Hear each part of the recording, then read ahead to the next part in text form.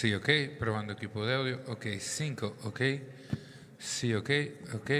Prueba de audio, ok. Prueba de audio, sí, ok. 5, ok. Sí, ok. Prueba de audio, 1, 2, 3, 25, 30.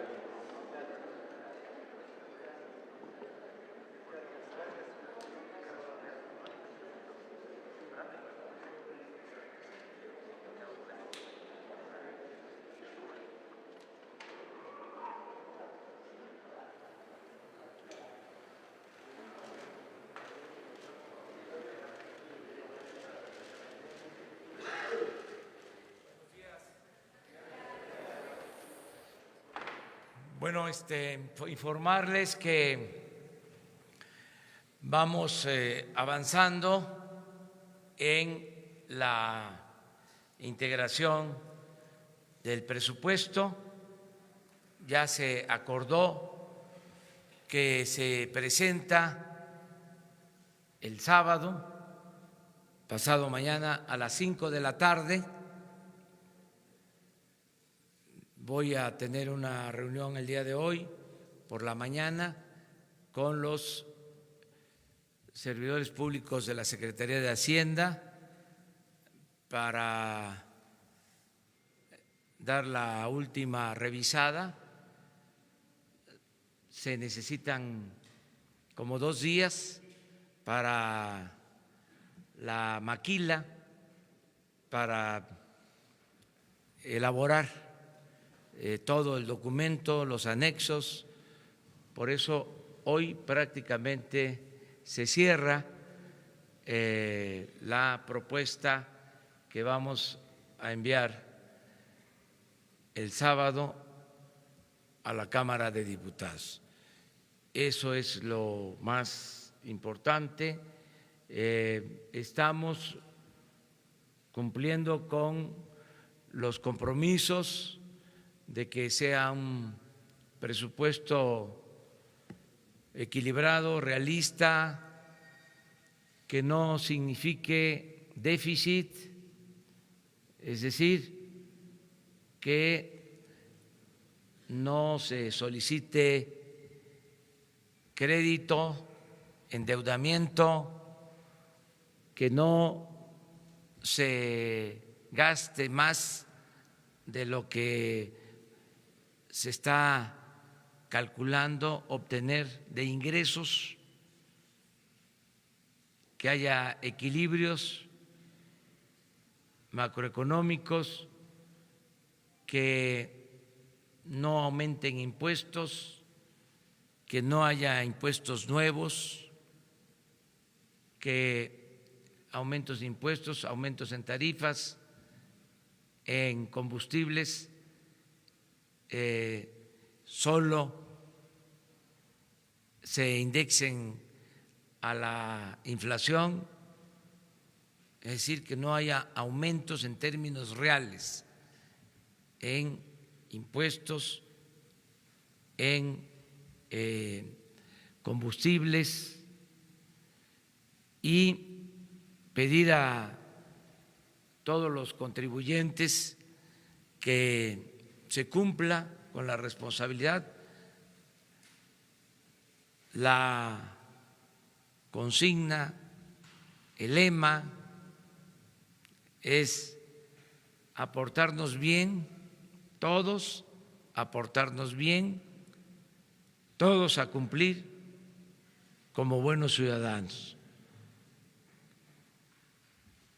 Hay la garantía de que el dinero de los contribuyentes no va a ser mal usado, no se va a ir por el caño de la corrupción, no se va a utilizar para lujos en el gobierno, va a ser bien aplicado para que haya desarrollo en el país, que haya bienestar y sobre todo que haya paz y haya tranquilidad.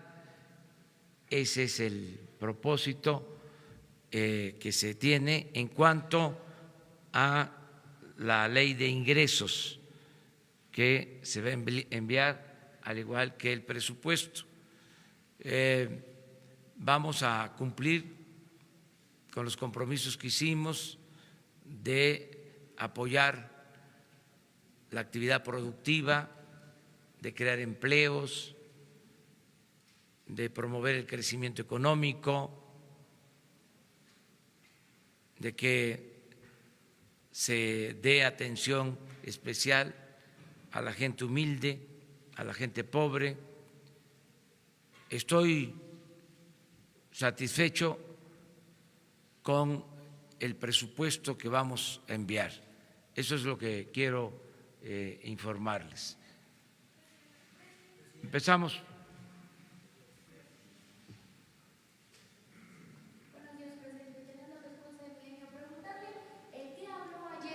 Llamada con el presidente Donald Trump, usted mencionaba en su cuenta de Twitter que fue pues una llamada amistosa, mientras hoy el presidente de Estados Unidos se despierta diciendo en su cuenta de Twitter que México ya está pagando por el muro con lo que se están ahorrando con el nuevo tratado de libre comercio. Preguntarle a qué acuerdos llegaron y si realmente hay un acuerdo de amistad o vamos a seguir viendo estos tweets mañaneros de Donald Trump. Gracias. Pues fue muy buena la conversación, amistosa, respetuosa. Hablamos de el tema migratorio y de la posibilidad de lograr un acuerdo de inversión para apoyar proyectos productivos, crear empleos en los países de Centroamérica y en nuestro país, con la idea de que no tenga la gente la necesidad de emigrar, que la migración sea optativa, no obligatoria. Le mencioné que nosotros disponemos para este plan y ya está contemplado en el presupuesto que se va a entregar el sábado. Se dispone para este plan de 5,000 millones de dólares y se acordó mantener las pláticas. Hay un grupo del gobierno de Estados Unidos que tiene comunicación con la Secretaría de Relaciones Exteriores de nuestro país. Esto lo está viendo Marcelo Ebrard y ellos van a revisar la propuesta para ver si es posible que se pueda suscribir un acuerdo de inversión, un acuerdo conjunto de inversión para actividades productivas y creación de empleos. Sobre eso hablamos en muy buenos términos con el presidente Trump.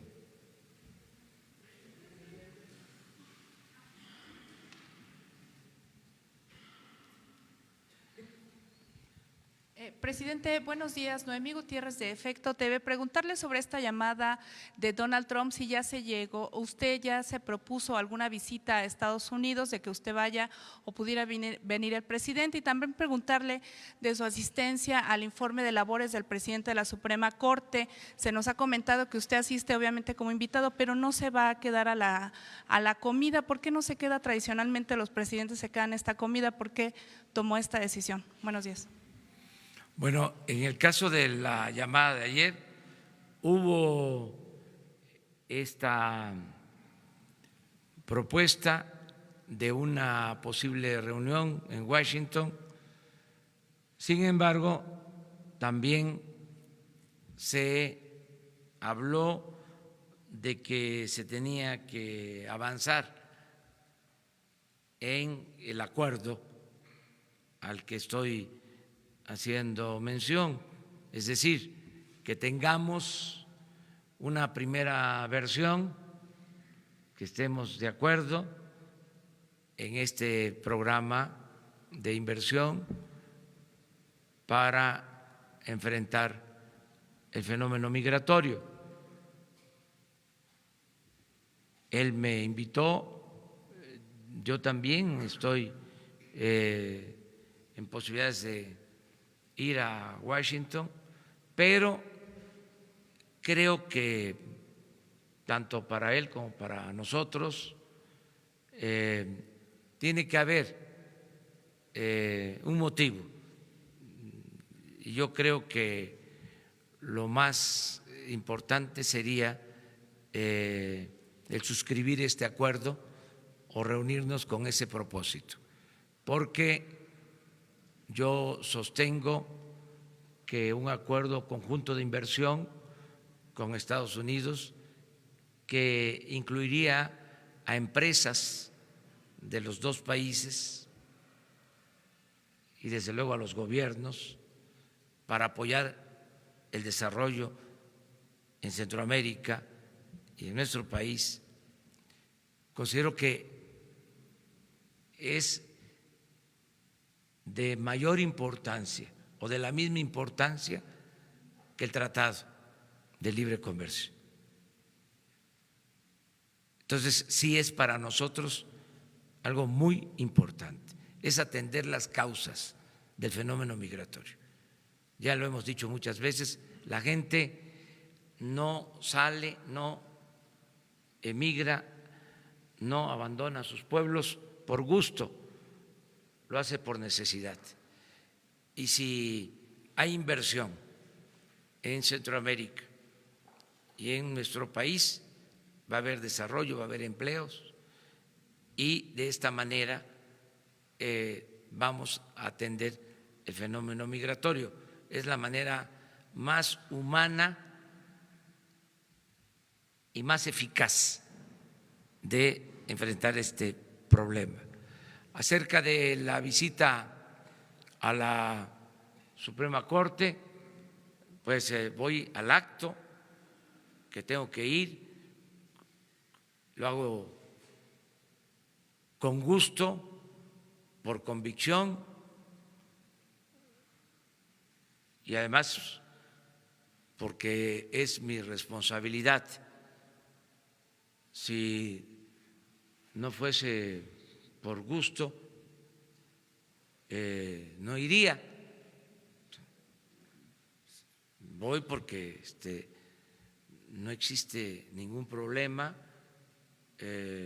con el Poder Judicial. Hay diferencias, discrepancias normales, somos poderes autónomos, independientes, hay que acostumbrarnos a eso.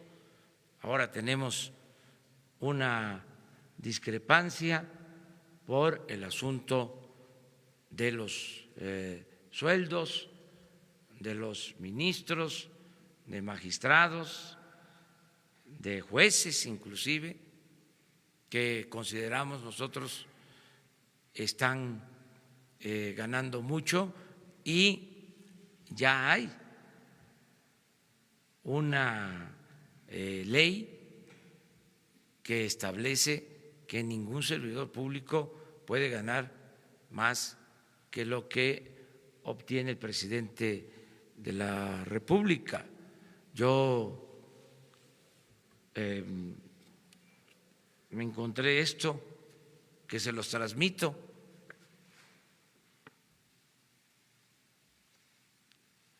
Es un decreto de 1861.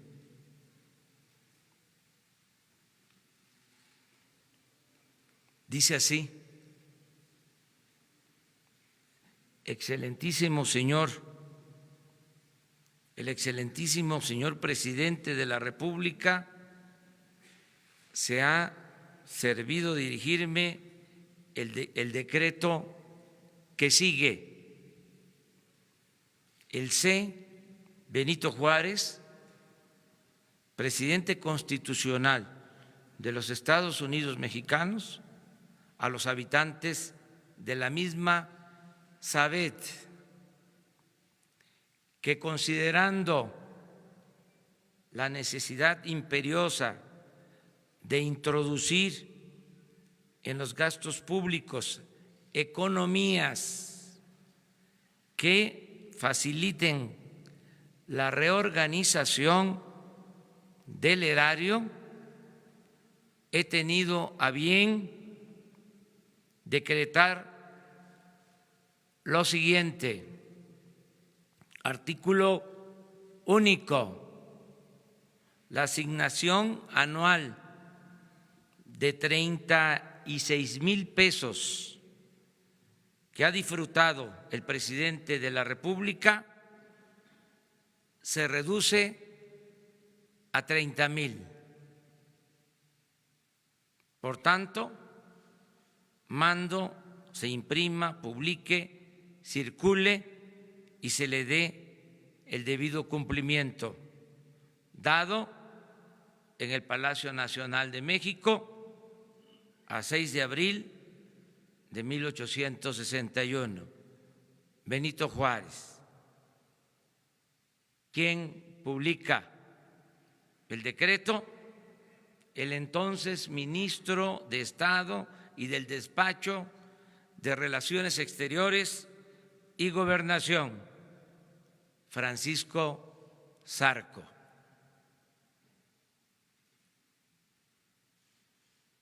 Entonces, esto es lo que estamos haciendo ahora. Lo mismo.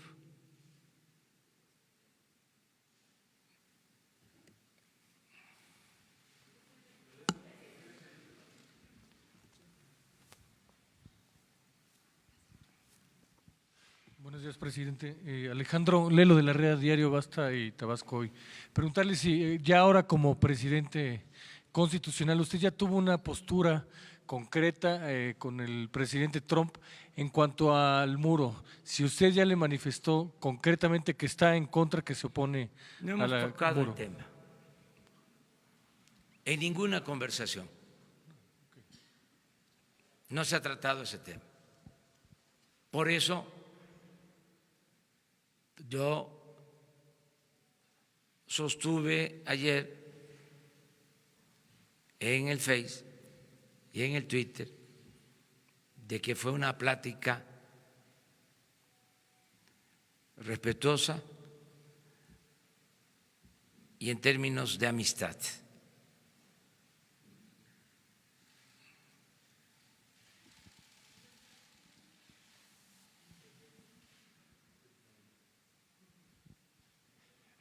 Buenos días, gracias, presidente. Siguiendo un poco con el tema de la educación que presentó ayer la reforma, las reacciones han sido mixtas, con algunas personas muy en contra de cancelar el Instituto de Evaluación de la Educación.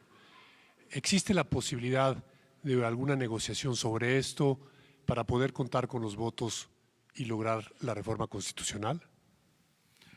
Miren, ya el secretario de Educación explicó, esta es nuestra propuesta y va a ser el Congreso el que va a decidir.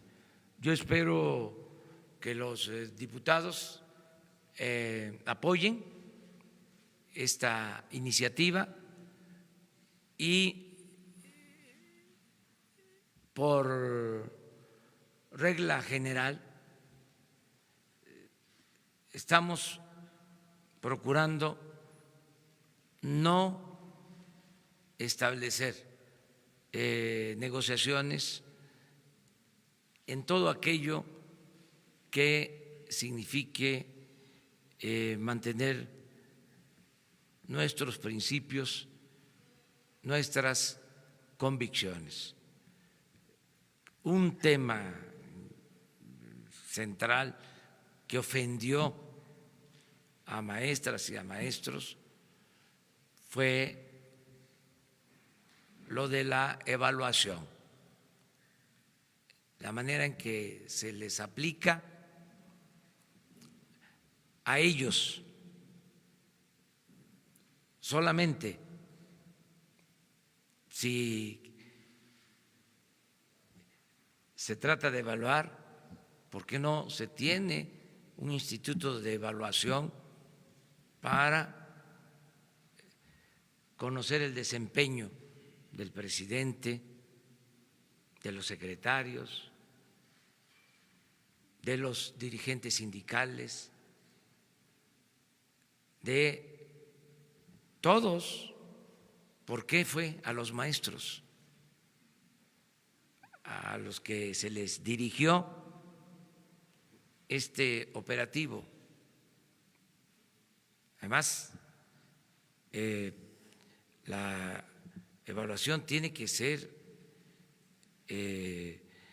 voluntaria, y más que evaluación tenemos que hablar de capacitación, y los maestros no se niegan a eso, pero ofendieron mucho al magisterio con las llamadas evaluaciones. Entonces, lo que hemos propuesto pues es que haya un sistema de capacitación y que sea voluntario, y estamos seguros que los maestros van a actualizarse, lo hacen, porque el maestro es muy consciente de que requiere actualizarse para tener siempre más conocimientos sobre métodos de enseñanza, aprendizaje. Entonces, tiene mucho que ver con la fiscalización, esto de la evaluación, son medidas punitivas. No queremos eso. Hay que convencer, hay que dar confianza. Entonces, van a decidirlo los legisladores de la mejor forma posible, y además no se está quitando algo para dejar un vacío. Hay un sistema que se está proponiendo de capacitación voluntaria para que se supla esta decisión que hemos tomado.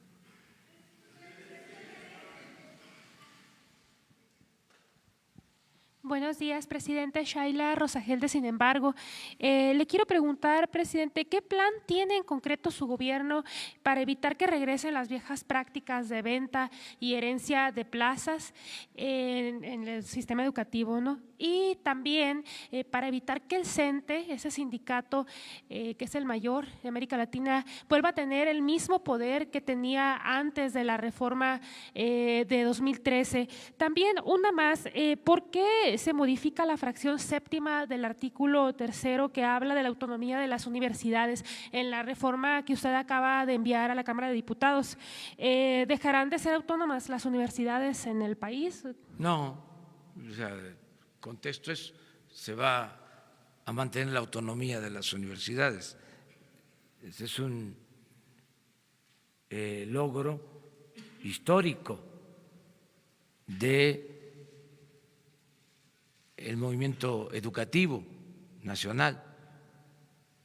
Es una forma de redactar el artículo 3º, pero se garantiza, desde luego, el derecho de las universidades a su autonomía. Eso no se quita, no se vulnera, al contrario, se reafirma. ¿Qué otra cosa me preguntaste? Perdón. Lo de la venta y herencia de plazas. Sí. No, miren, todo depende de la voluntad política. Hay quienes hacían estudios, tratados sobre cómo enfrentar el problema de la corrupción, y siempre era proponer cambios legales y aparatos administrativos, burocráticos, ¿no? Y se olvidaba de que para acabar con la corrupción lo principal es que haya voluntad política, que haya decisión de acabar con la corrupción. de arriba para abajo. Si el presidente es corrupto, los gobernadores van a ser corruptos, los presidentes municipales también. Si el presidente es honesto, los gobernadores tienen que ser honestos. Lo mismo los presidentes municipales. El ejemplo se da arriba. Entonces, ¿por qué se vendían las plazas? Porque estaba permitido, el sindicato estaba protegido por el gobierno, era un sindicalismo del gobierno, no era un sindicalismo democrático el que había. Entonces, todo eso ya cambió. El que cometa un ilícito, sea quien sea, va a ser castigado. Ahora, por ejemplo, presentaron hoy en la mañana indicios de despojo en departamentos del Infonavit y se ordenó la investigación, porque estamos hablando posiblemente de miles de departamentos que fueron quitados, arrebatados, despojados a familias, toda una red. ¿Y por qué se daban estas cosas? Por la impunidad arriba. O sea, nosotros no vamos a tolerar la corrupción de nadie. Entonces, por eso estoy tranquilo. Ya no puedo hablar como lo hacía antes, pero en una ocasión me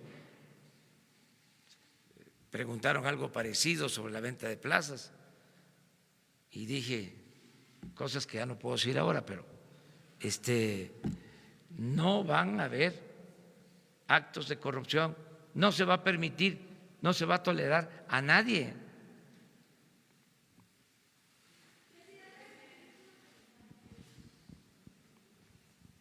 Gracias. Ayer los diputados y senadores dijeron que acordaron el recorte a 10 secretarías. Yo le quiero preguntar exactamente el recorte, en qué áreas va a aplicarse, si administrativas, si va a impactar programas. El director del IMSS afirmaba que se iba a hacer en el caso del instituto un recorte de 4,000 millones de pesos. Los expertos afirman que esto indiscutiblemente va a afectar los servicios. Los expertos. Bueno, especialistas en el tema de salud. Entonces, preguntarle si no será contradictorio un poco los recortes a lo que usted ha planteado de no afectar programas sociales, especialmente en el tema de salud. Y por otra parte, ¿usted qué le diría a Trump en el sentido de estar mandando estos mensajes, que se detenga, que ser más claro o no es necesario? Y respecto al tema de la reforma educativa, el INE afirmó que se estaba atentando contra los organismos autónomos. ¿Usted qué responde? Bueno, acerca de lo de salud, el Seguro Social va a tener más presupuesto que lo autorizado en el 2018. Pero además va a aumentar el presupuesto para salud en general, no solo por el presupuesto que se va a enviar, en el caso del seguro en particular y del ISSSTE, sino que se va a iniciar un plan para garantizar atención médica y medicamentos gratuitos en 8 estados de la República. Yo les comentaba que desgraciadamente está peor el sistema de salud que el sistema educativo Lo que pasa que por cuestiones ideológicas se enfocaron al tema educativo, porque está en la agenda de las llamadas reformas estructurales, la reforma educativa, como la reforma fiscal, como la reforma energética, como la reforma laboral, toda esa agenda impuesta por la política neoliberal. Y no se habló, ni nadie se preocupó del sistema de salud, que está deshecho, fraccionado, no hay médicos, hay miles de trabajadores eventuales desde hace años. Por un lado está el seguro, el ISSSTE, el gobierno federal, los gobiernos estatales. Hay presupuesto de alrededor de 90,000 millones de pesos para la compra de medicinas, de equipos, y sin embargo no hay medicamentos en los centros de salud, en los hospitales. Es gravísimo lo que está sucediendo, no hay atención a la gente. Por eso, con urgencia, vamos a rescatar el sistema de salud a nivel nacional. Lo vamos a hacer paulatinamente, es un proceso que nos va a llevar 2 años. Vamos a iniciar mañana con 8 estados del sureste, que es donde hay más necesidad porque hay más pobreza. Se incluye Guerrero, Oaxaca, Veracruz, Tabasco, Chiapas, Campeche, Yucatán, Quintana Roo. 8 estados. En estos 8 estados se va a federalizar el sistema de salud. ¿Qué significa esto? Que se va a suscribir un convenio con los estados para que la federación se haga cargo del sistema de salud. Esto va a significar utilizar un fondo especial de salud para incrementar recursos nada más en estos 8 estados por alrededor de 25,000 millones de pesos. Es que haya médicos, que la atención médica sea gratuita y que se entreguen los medicamentos también de manera gratuita, que no falten los medicamentos, que mejore el sistema de salud. Estamos invitando a la firma de este convenio a los dirigentes de los trabajadores del sector salud para que también de manera paulatina se vaya regularizando su situación, porque hay médicos, hay enfermeras, hay trabajadores que llevan 20 años como eventuales. Poco a poco vamos a ir resolviendo el problema de salud. Cada 6 meses incorporamos 8 estados hasta terminar en 2 años de establecer el nuevo sistema de salud pública, porque es algo fundamental. La segunda pregunta, No tengo más comentario que lo que ya expresé, que la relación con el presidente Trump es de respeto, es de amistad y que voy a procurar que siga siendo en esos términos. La tercera, bueno, de los organismos autónomos hay vías legales, los jueces, los magistrados están amparando porque no quieren que se les disminuya el salario, están ejerciendo su derecho. Nosotros vamos a ser respetuosos de la ley, queremos que exista un auténtico Estado de Derecho, que ellos pueden utilizar cualquier medio, tienen derecho a hacerlo, nosotros somos respetuosos, nosotros estamos cumpliendo con un mandato que nos dieron los ciudadanos en la elección del 1 de julio.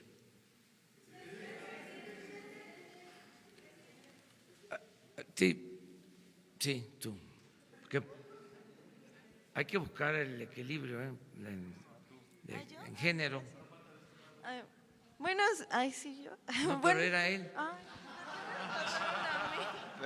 Perdón. Presidente, ayer el tema de los bonos del aeropuerto, el secretario Ursúa decía que se está analizando, incluso al final en un pequeño chacaleo, que incluso se podría cancelar Santa Lucía, y el mismo día de ayer los tenedores de bonos rechazaron esta segunda oferta del gobierno federal sobre esta recompra. Entonces, ¿cómo va este proceso y si realmente es posible? Es libre mercado. Es un asunto que está viendo la Secretaría de Hacienda y la recomendación inicial es de respaldar a inversionistas, a poseedores de bonos, no llevar a cabo ninguna medida arbitraria, no confiscar, no expropiar, no actuar de manera autoritaria. En este caso, pues es el mercado el que está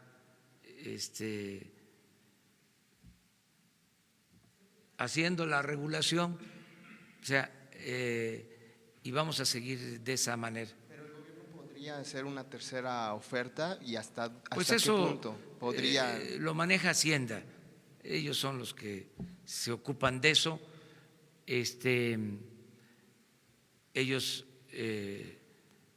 saben lo que se está haciendo, lo que se debe de hacer.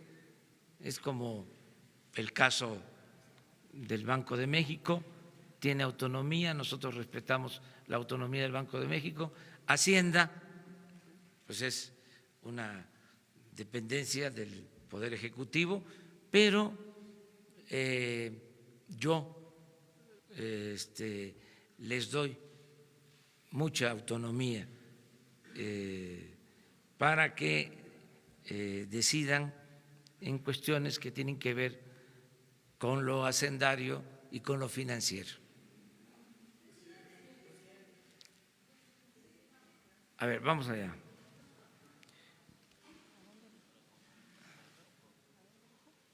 ¿Sí? Arturo Para Páramo, variarle, ¿no?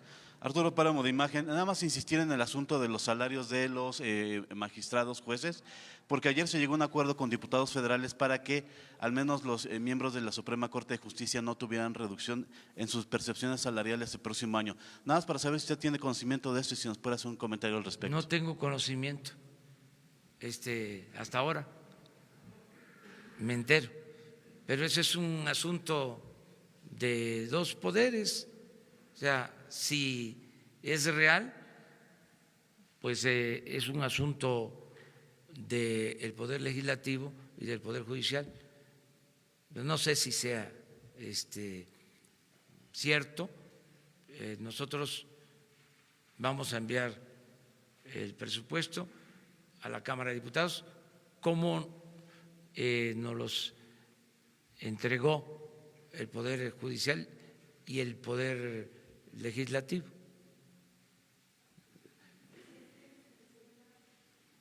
Sara, ¿le parecen 3 más? Ahora no tengo llamada, pero sí,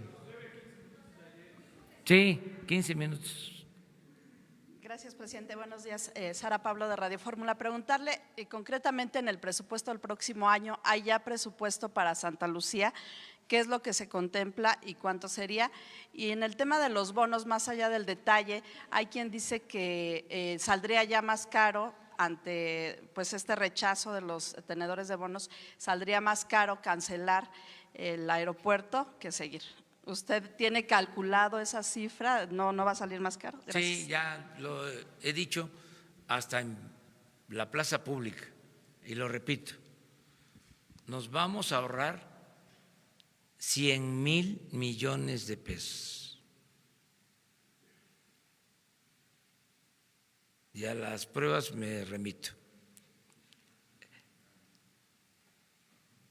No puedo decir más. Y se va a resolver el problema. En 3 años va a quedar resuelto el problema. Me canso ganso.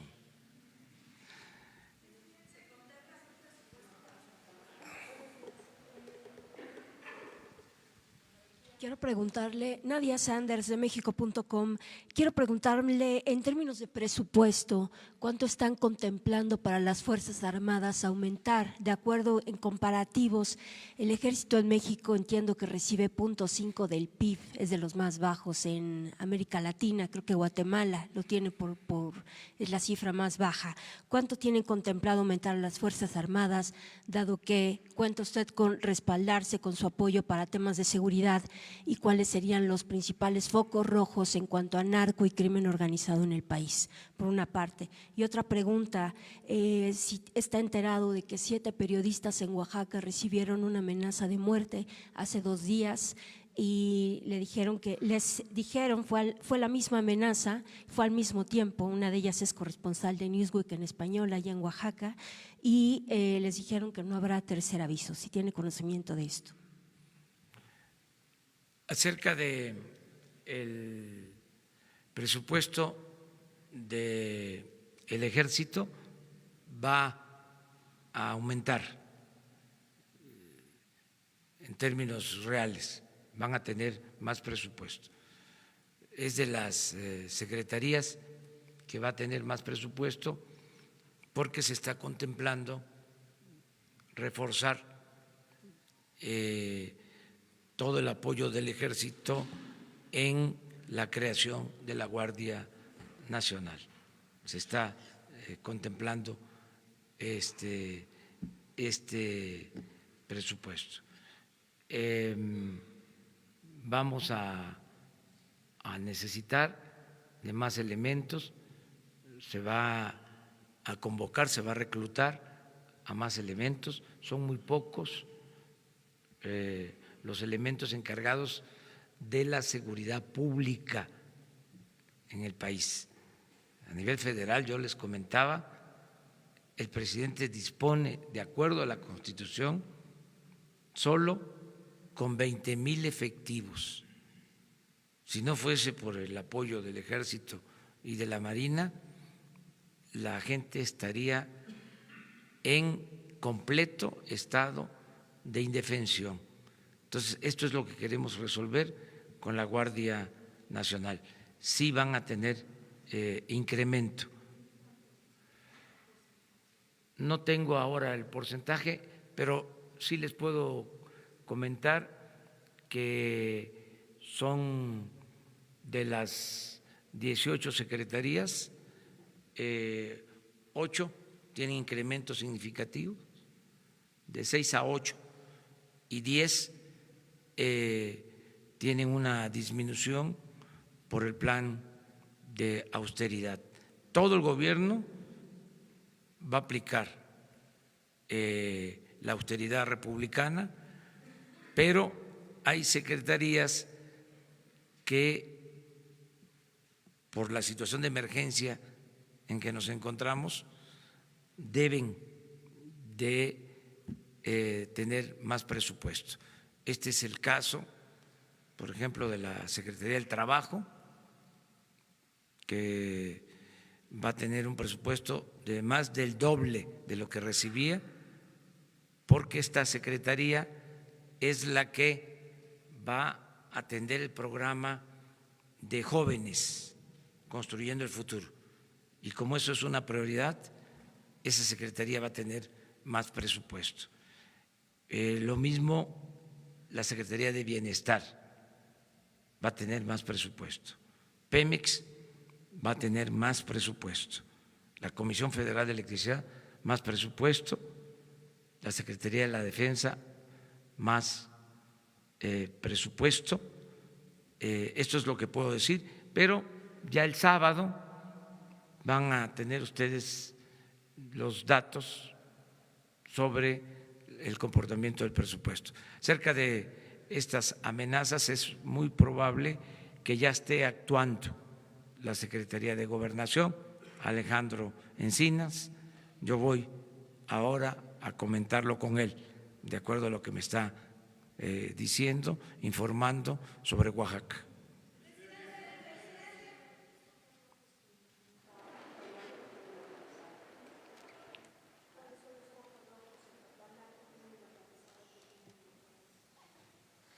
Mire, en todos estos días lo que ha destacado más es enfrentamientos, sobre todo en Guanajuato, por robo de combustible, que ya también estamos tomando decisiones y actuando, y pronto les voy a presentar aquí el plan en este asunto. 3 más. Buenos días, presidente. Daniel Blancas. Te preparas tú, ya porque, mira, está hasta el final.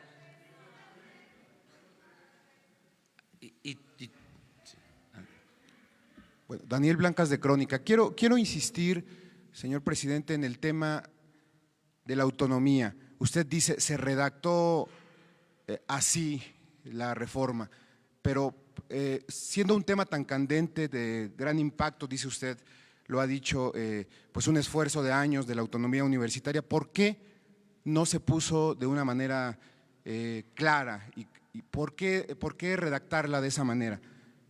Hay por ahí algunos indicios de que la autonomía puede estar en duda por lo que ha dicho. No, o sea, disculpa que le interrumpa, o sea, no hay ninguna intención en ese sentido. Es más, para que no se use de pretexto, ¿sí?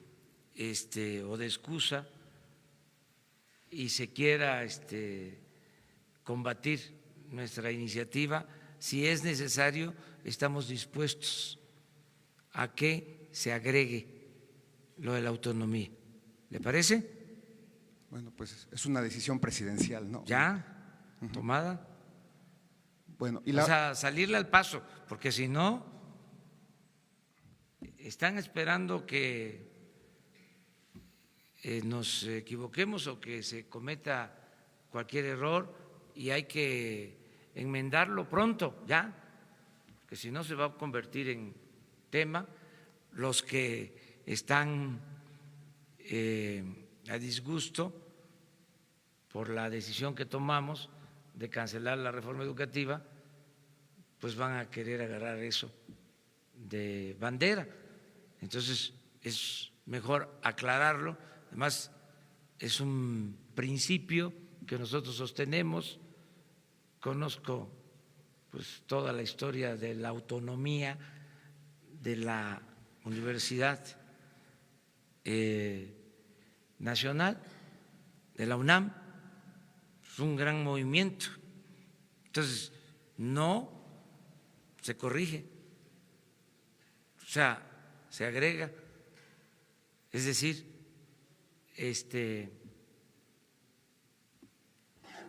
se establece que las universidades mantendrán su autonomía. ¿Y ya?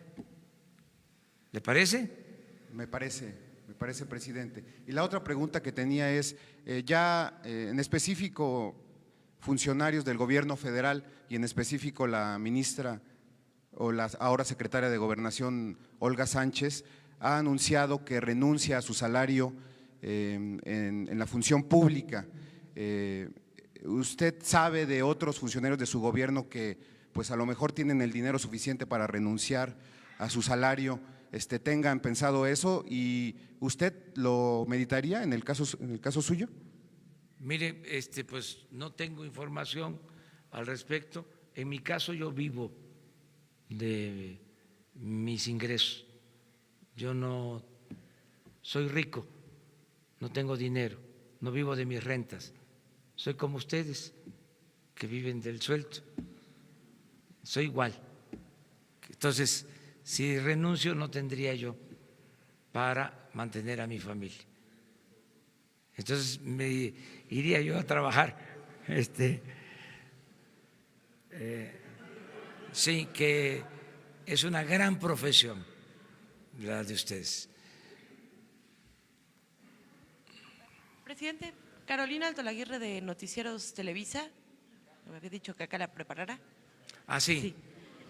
¿Qué tal? No sé si nos puede comentar qué va a pasar con los trabajadores del INE, si habría posibilidad de que se incorporaran a este nuevo instituto o qué es lo que va a ocurrir con ¿Trabajadores del INE?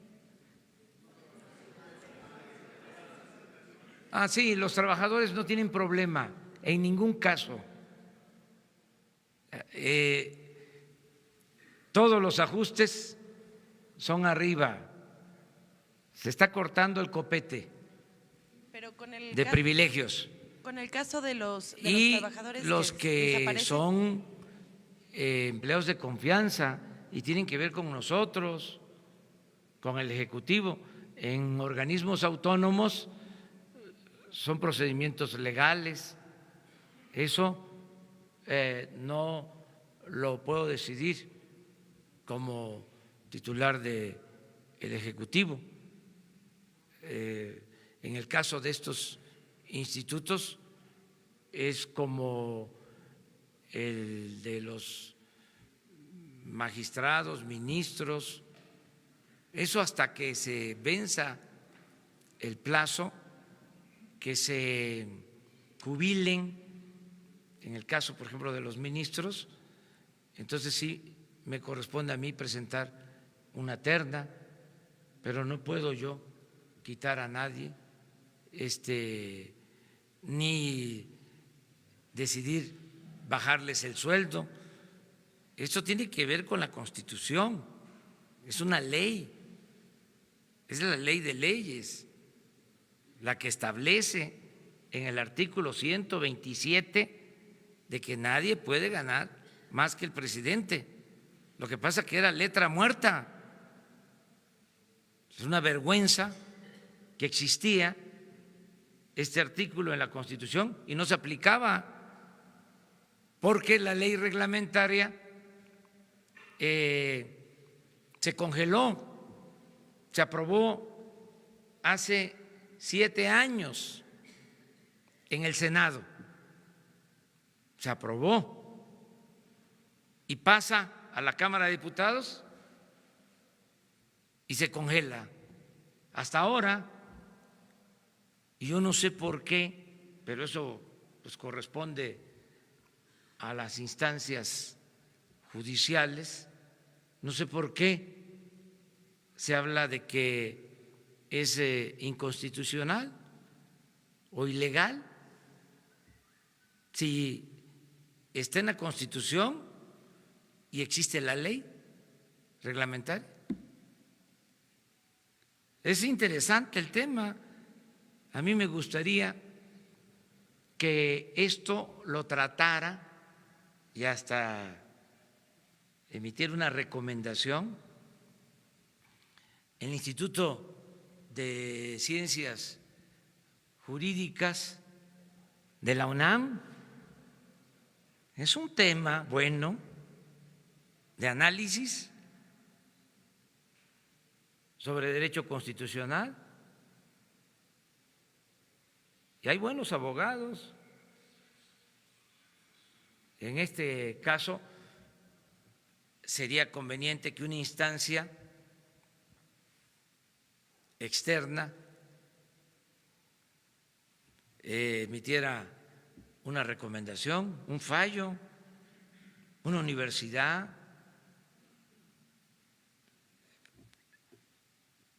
porque aun cuando le corresponda al Poder Judicial, pues se va a ver de que son jueces y partes. Es polémico, es muy interesante, pero además es un tema de discusión, de debate. Esto enriquece la vida pública. ¿Saben qué se decían antes? Se decía antes, la política es asunto de los políticos. Lo mismo, la economía es asunto de los economistas. No, la política es asunto de todos. La economía es asunto de todos. Dicen los técnicos que nos llevaron a esta crisis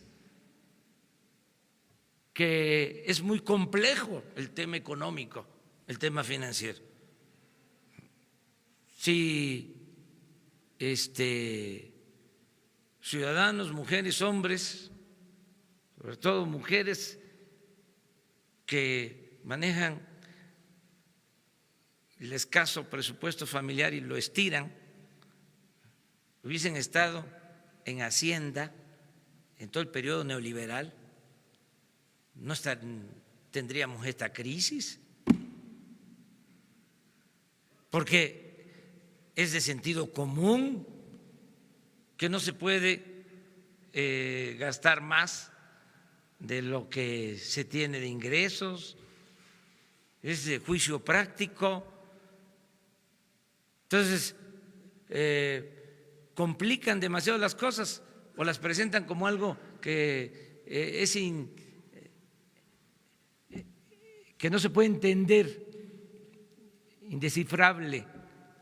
No, nada de eso. Entonces, estos temas pueden analizarse, son temas de investigación jurídica, qué procede, cómo está la Constitución, cómo está la ley, quién tiene la razón, y que haya debate público. Eso sería muy recomendable en este caso. Desde luego, no hay obligación legal. Esto sería una decisión de la universidad o de cualquier institución de enseñanza de nivel superior o cualquier centro de investigación en la materia. Los trabajadores no tienen problema. Sí, no se despide a trabajadores de base ni sindicalizados. Ya lo hemos dicho muchas veces.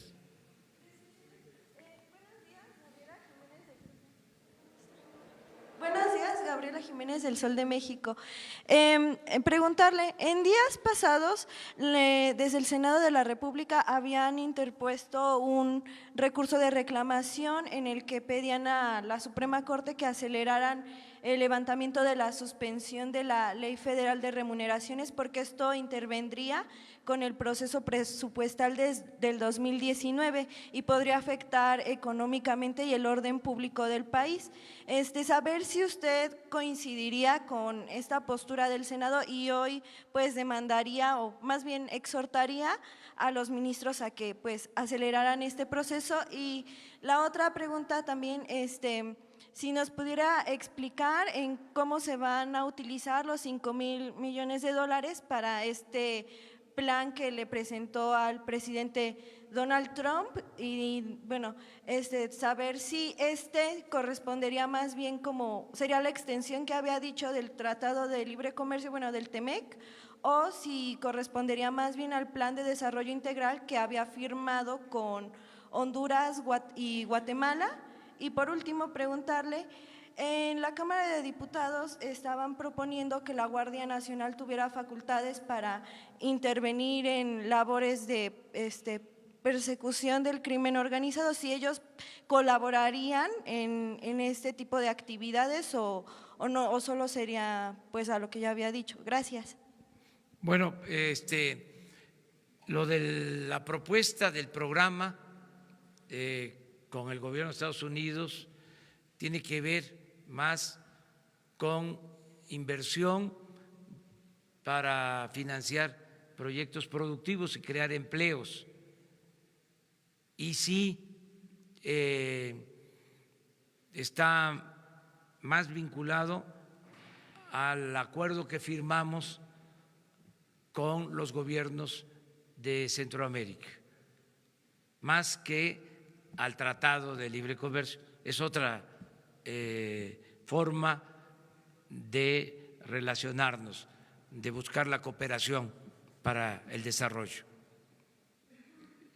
Lo de la controversia va a seguir su cauce legal. Tengo la información de que ya el Ejecutivo, a través de la Consejería Jurídica y de la Secretaría de Gobernación, están respondiendo al Poder Judicial. ¿Y cuál es la otra? Sobre la Guardia Nacional. Sí, atendería básicamente seguridad pública.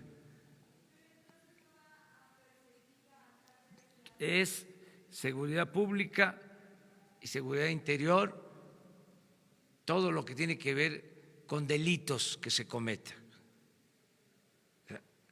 Es garantizar la seguridad pública y no permitir la violencia en el país. Terminamos contigo.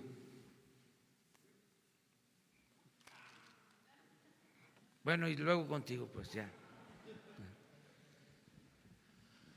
Presidente, buenos días. Francisco Sarabia, del semanario Río 12. Usted al inicio de la conferencia habló de invitar a todos los contribuyentes a regularizarse durante este año.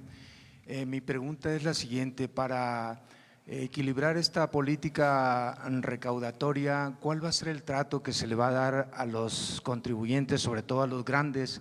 Si hay algún censo o algún padrón de deudores, de grandes deudores, y cuál es el trato que se les va a dar para que se regularicen en sus pendientes con el fisco. Hay una política del SAT que tiene que ver con un trato,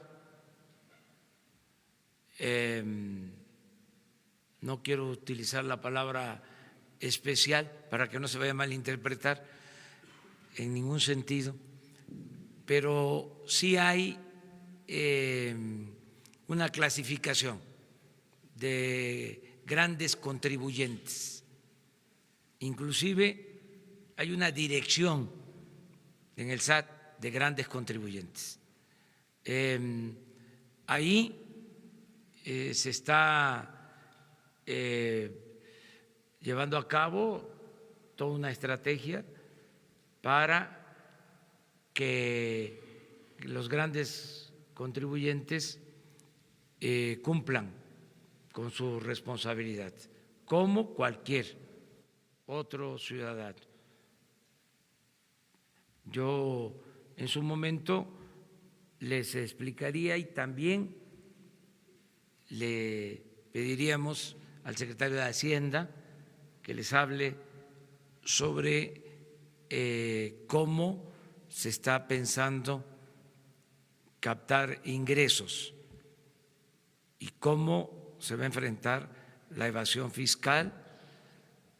Ya les adelantamos que va a ser delito grave lo de la expedición de facturas falsas, porque eso ha proliferado en los últimos tiempos, y también de facilidades.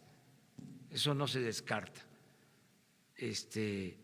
para que se mejore en todo sentido la recaudación. Terminamos. Buenos días, presidente. Pancho Parra, de Nación 321. Dos preguntitas. Hace 8 años, Mexicana Aviación se fue a concurso mercantil y hoy justamente había manifestantes acá afuera. Quería preguntarle si tiene algún plan específico para rescatar el programa de pensiones de las y los azafatas y sobrecargos. Y la segunda, su pronóstico para el Cruz Azul América. Bueno, la primera, estamos esperando que se resuelva legalmente todo este litigio, con la garantía de que el gobierno no intervenga para favorecer a ninguna de las partes y mucho menos para perjudicar a los trabajadores. Ese es el compromiso. Vamos a esperar que se resuelvan los juicios que están en curso y vamos a cuidar que haya justicia. Acerca del pronóstico del fútbol, pues sí, que gane el mejor, porque resulta que mi equipo lo cepillaron, o sea, entonces va a estar bien hoy y el domingo. No hago ningún pronóstico. Esto genera muchas pasiones, les diría que hasta en la familia. Qué bueno que haya pluralidad y que gane el mejor. Son dos buenos equipos, Cruz Azul y América. Así son los deportes. Yo, saben ustedes, con todo respeto, mi equipo en fútbol es el Puma, no nos fue bien, hasta ahí lo dejo. Y también ya les dije la vez pasada que estamos apoyando mucho todos los deportes. Se va a presentar el programa de deporte, vamos a presentar el programa de deporte para todas las disciplinas, el deporte como medida preventiva frente a las enfermedades, el deporte recreativo, el deporte profesional de alto rendimiento, el deporte para las competencias. Es importantísimo, pero en su momento sí vamos a presentar el plan para el deporte. Muchas gracias, muchas gracias.